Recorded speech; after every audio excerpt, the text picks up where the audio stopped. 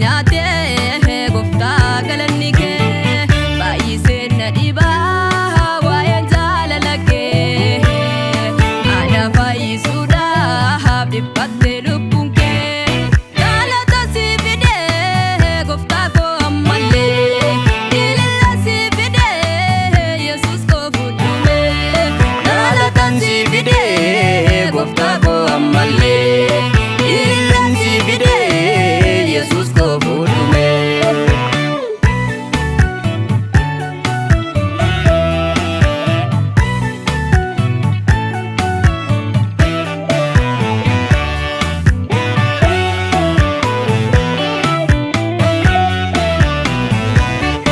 Wanta nuuf hin goone har'asi borisi dhimmee koo seenuumee fayyuu kootuusi kanaatti naaf goote sammuu kootiin oli ati nan daaganne akka firaaf lammii ani si waaqessa dhugaaf hafuuraani ati nan daaganne akka firaaf lammii ani si waaqessa dhugaaf hafuuraani ani si waaqessa dhugaaf hafuuraani ani si waaqessa dhugaaf hafuuraani.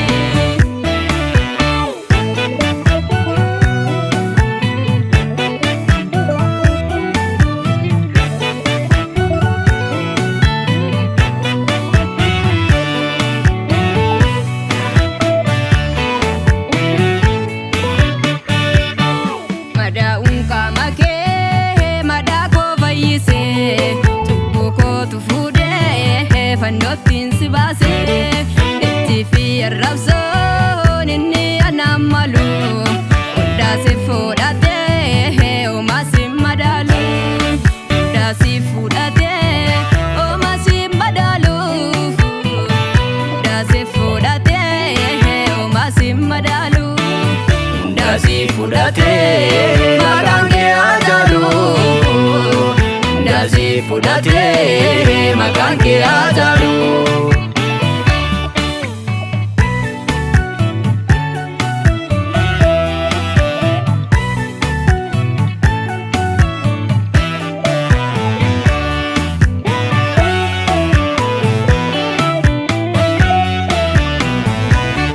Kola afaan baanee nyaatuudhaaf ilkaasaa qaratu ittiin allaanee waa'ee koo falmite karaa kee lubbuun koo jireenya darbite karaa kee lubbuun koo jireenya darbite karaa kee lubbuun koo jireenya darbite.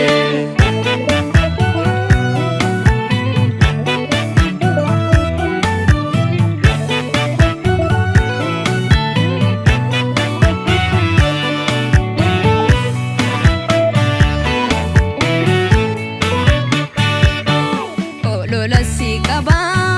maqaa keessa guddaa ololan si qaba